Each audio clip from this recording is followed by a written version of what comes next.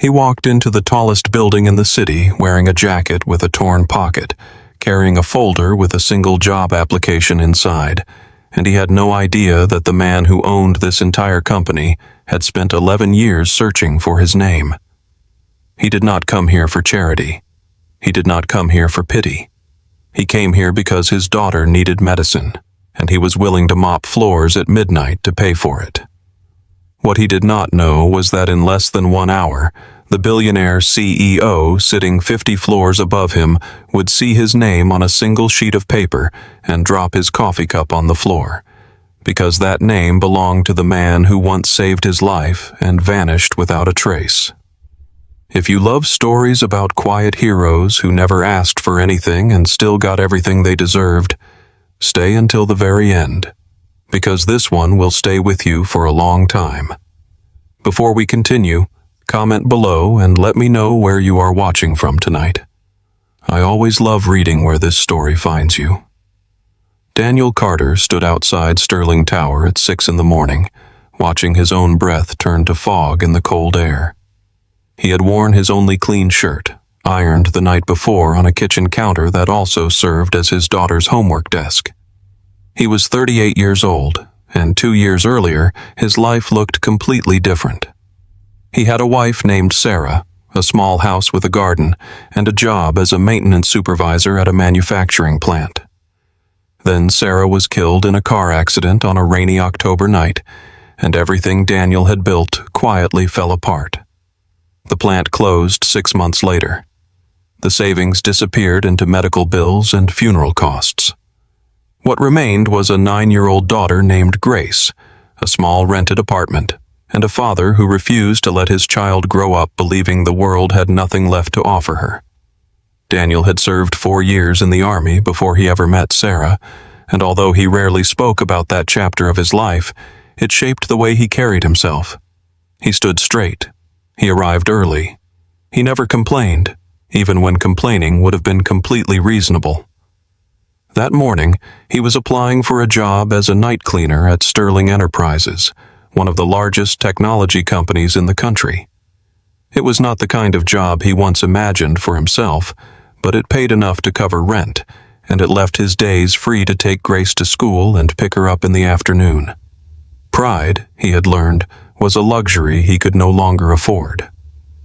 In the months after Sarah's passing, Daniel had tried nearly everything to keep their small family stable. He drove for a delivery service in the early mornings, worked weekends at a hardware store, and repaired neighbors' appliances for a little extra cash whenever anyone asked.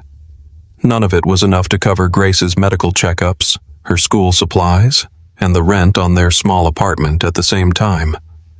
He often skipped meals so Grace would never notice anything was missing from their table. He never once let her see him worried, even on the nights he sat alone at the kitchen counter long after she had fallen asleep, quietly reviewing bills he could not fully pay. Applying for a cleaning position was not a step backward in his mind. It was simply another way to keep moving forward for the only person who truly needed him. Grace was a bright, curious child who loved drawing pictures of rockets and asking questions about the stars. She never complained about their small apartment or the second-hand clothes she wore to school. She only wanted her father to sit beside her at night and listen to her talk about her day, and Daniel made sure that no matter how tired he was, he always gave her that time. It was for her laughter, her small drawings taped to the refrigerator, and her quiet trust in him that Daniel woke up every single morning determined to keep going, no matter how heavy the weight on his shoulders became. Inside the building, a woman named Margaret Hale reviewed his application with a polite but distracted expression. She worked in human resources and processed dozens of applications every week for cleaning, maintenance, and security staff. Daniel's paperwork was simple: name, address, previous employment, a brief note about his military service. Margaret barely glanced at the details before stamping it as approved and forwarding it, along with several others, to the building security office for standard background clearance, a routine step required before anyone received a key card to a building of this size. That same folder eventually reached a desk on the 52nd floor where a young assistant named Olivia Grant was preparing the daily briefing for the CEO. Sterling Enterprises had a long-standing policy, one that most employees found strange but never questioned. Every new hire, no matter how small the position, had their basic information listed in a short daily summary placed on the CEO's desk. Nathaniel Sterling had insisted on this practice since the company was founded, though few people understood why. At exactly 8:15 that morning, Nathaniel Sterling sat in his office on the top floor, drinking his coffee while scanning the daily briefing. He was 44 years old, sharp-featured, always composed, known throughout the industry for his calm demeanor even during the most difficult negotiations. His employees respected him. Some feared him. Almost none of them knew anything real about his life before the company existed. His eyes moved down the short list of new hires. Security guard, receptionist, 2 software engineers. Then his gaze stopped on a single line near the bottom of the page. Night cleaning staff, Daniel Carter, former United States Army. The coffee cup slipped from his hand and shattered on the floor. Olivia rushed in immediately, startled by the sound, asking if he was all right. Nathaniel did not answer right away. He simply stared at the paper, his hand trembling slightly, his mind pulled backward through 11 years in less than a second. 11 years earlier, Nathaniel Sterling was not a billionaire. He was a 23-year-old Army lieutenant on his first deployment overseas, inexperienced, arrogant in the way young men often are when they believe nothing can touch them. During a routine patrol, the vehicle he was traveling in struck an explosive device buried beneath the road. The explosion flipped the vehicle and set it partially on fire. Nathaniel was pinned beneath twisted metal, unable to move his legs, certain that he was going to die there on that dusty road far from home. A sergeant named Daniel Carter, a man Nathaniel barely knew at the time, ran directly into the burning wreckage without hesitation. He pulled Nathaniel free using nothing but his own strength, dragging him away seconds before the vehicle was consumed entirely by flame. In doing so, Daniel suffered severe burns across his right arm and a shrapnel wound to his leg that ended his active combat role permanently. He never spoke about it afterward. He never asked for recognition. Within a year, his enlistment ended, and he returned home quietly, disappearing into civilian life while Nathaniel recovered, left the military, and eventually built a technology company from nothing but a small loan and a relentless determination to prove his second chance at life meant something. Nathaniel had tried for years to find the man who saved him. He hired investigators. He searched military records. He posted quiet inquiries through veteran organizations. Every attempt led to dead ends, partly because Daniel had moved several times after Sarah's death, and partly because he was not a man who wanted to be found. Nathaniel had almost given up hope of ever locating him, and now, without any warning, that same name had appeared on a routine hiring document for the lowest-paying position in his entire company. He stood up from his desk immediately. "Do not process his contract yet," he told Olivia. "I need to see him myself, tonight, before anyone assigns him to a floor." Olivia had never seen her employer this shaken. She simply nodded and made the arrangement. Meanwhile, Daniel spent his first shift completely unaware of any of this. He was given a uniform, a cart, and a supervisor named Frank who explained the building's cleaning schedule in a flat, uninterested tone. Daniel listened carefully, memorized every instruction, and began working with the same discipline he once applied to military duties. He cleaned each floor thoroughly, checked every restroom twice, wiped down every glass surface until it reflected the hallway lights perfectly. He did not know that far above him, the man who ran this company was pacing his office, waiting for the moment they would finally meet again. At 11 that night, Nathaniel took the elevator down to the lower floors himself, dismissing his security detail and asking to be left alone. He walked through the quiet hallways until he found a man mopping the floor near the East Wing entrance, his sleeves rolled up, revealing a long scar across his forearm. Nathaniel stopped walking. His chest tightened. "Daniel," he said quietly. The cleaner turned around, confused at first, then visibly stunned as recognition slowly settled across his face. "Lieutenant Sterling," he said, his voice barely above a whisper. For several seconds, neither man spoke. The hallway was completely silent except for the distant hum of the building's ventilation system.